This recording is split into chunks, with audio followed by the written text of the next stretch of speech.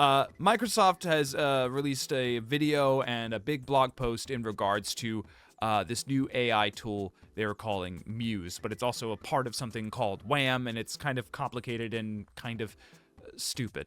So going through Xbox's blog post, this AI tool is being trained on Bleeding Edge, of all games, from Ninja Theory. If you don't know Bleeding Edge, it was back when games as a service were hot.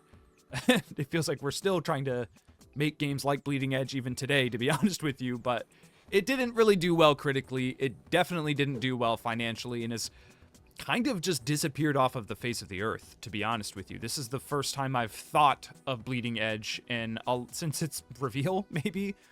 So it's kind of nice to see Bleeding Edge kind of have a second life, I guess. But when I say second life, I do mean in the sense of like a Frankenstein kind of stitched together, limping along and barely alive, if that makes sense. So the article is super beefy too, by the way. It's really, really long, and there's lots of instances of gameplay. They all look pretty bad.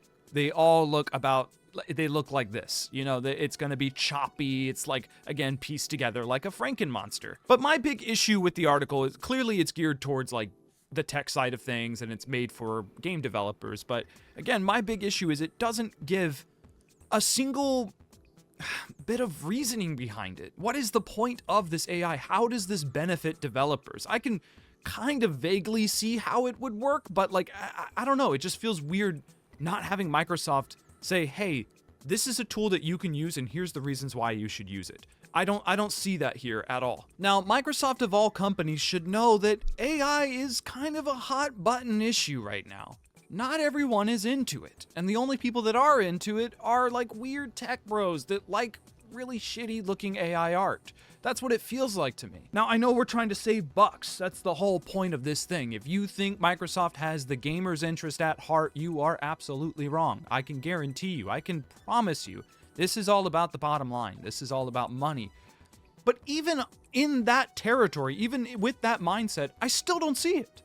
I still don't see how this helps at all. I think that if we are, as a big tech company, if we're going to approach AI and talk about AI in an open fashion, we need to clearly define what these tools are actually for. Even in the video that Phil Spencer hosted, by the way, Phil Spencer losing weight, looking good. Good on you, Phil Spencer. That's good stuff. But even in this video, one of the lead game directors at Ninja Theory can't really come up with a good reason for this AI tool. He mentions that it's going to help with the creative process, help with ideation, and I just don't understand. Are we truly that creatively bankrupt right now? I am just consistently seeing, and I'm consistently surprised by how many excellent and creative ideas are being put forth in video games. Releases every single month, every single week even. There's just constantly new shit to play that looks amazing. To me, the creative process of game design is not the issue here. Now, I will admit there are some genres that are getting a little stale. There are some areas, especially in the AAA marketplace, that might be considered a tad boring. But when you have this tool demonstrating a games as a service, I don't really know how that helps here. It's only used for emulating, and they use it to emulate a genre that people are sick of. Now, speaking of emulating, I do want to talk about the big headline here, the thing that everyone is kind of focusing on, and it's this one snippet from the article called What Muse Means for Gaming. Now, I don't want to go through all of it, but I do want to read this specific segment here. Today, countless classic games tied to aging hardware are no longer playable by most people. Thanks to this breakthrough, we are exploring the potential for Muse to take older back catalog games from our studios and optimize them for any device. We believe this could radically change how we preserve and experience classic games in the future and make them accessible to more players.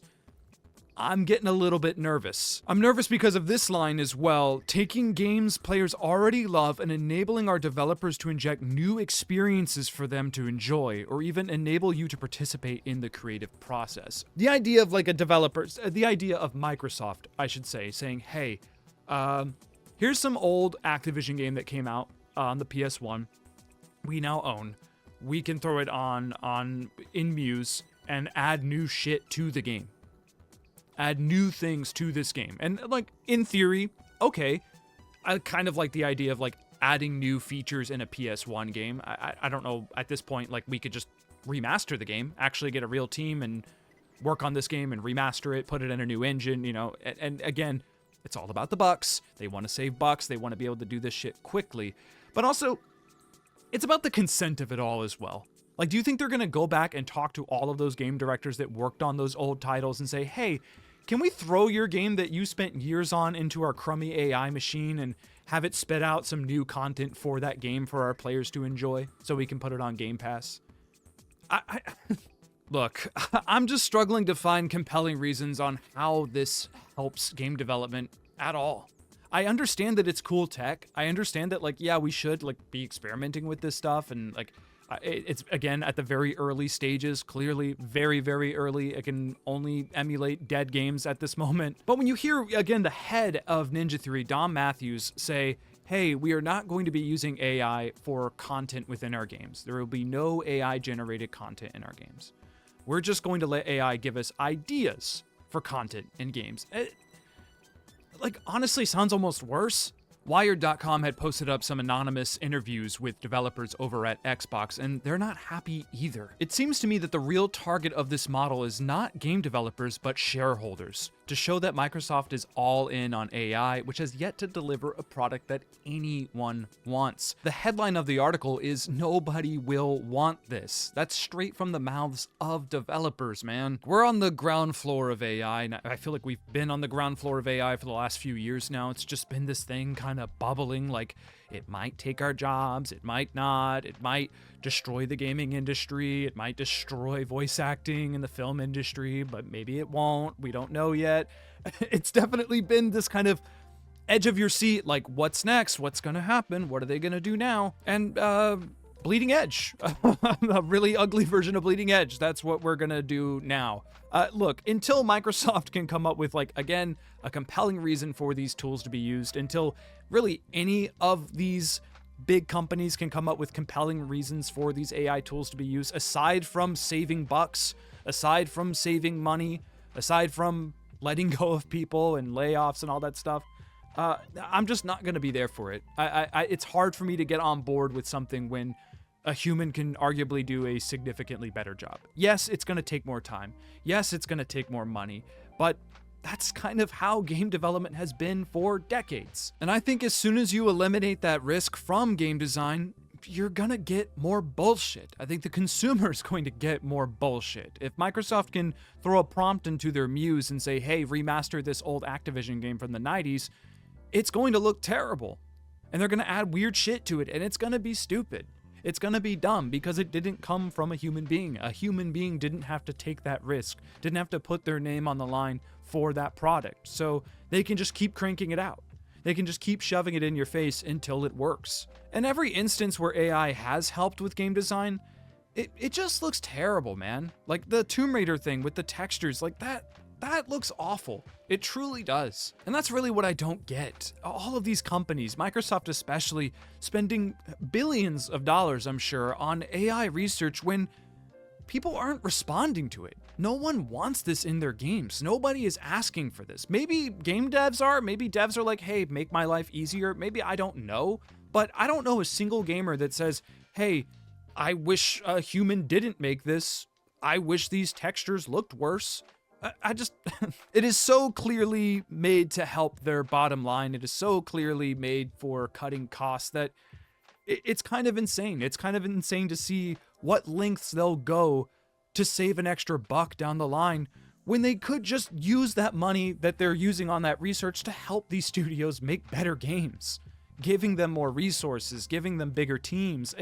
It's so frustrating. I can promise you right now, ideation is not the problem with the gaming industry right now. Coming up with cool ideas for games, again, as I mentioned, every single week, it feels like every single day, I am seeing just new games constantly being announced, new games constantly coming out that are insane, and nobody is playing them. That's the problem. Nobody is playing them. And if maybe this AI tool can help push these games and make people play them, can we do that? Is that an option here? As you can see, I'm a pretty big AI naysayer. I've always have been. But if you're super into AI and know more about it than me, please comment down below and give me your thoughts on all this stuff. What am I missing? What am I not seeing here? It's so clearly a money thing, right? It absolutely is. But regardless, comment below and give me your thoughts on all of this Xbox jazz. Let me know what you think of Muse and Wham and Phil Spencer's weight loss. Comment below and give me your thoughts. If you enjoyed anything that I had to talk about today, please consider liking and subscribing. I would greatly appreciate it. Also, consider checking out my Twitch channel down in the description below. Follow me there. I stream quite regularly. Jump in the Discord if you want. If you want to get updates on future videos or streams, or if you just want to say hi, yeah, check me out there. Again, thank you so very much for watching, and until next time, party on.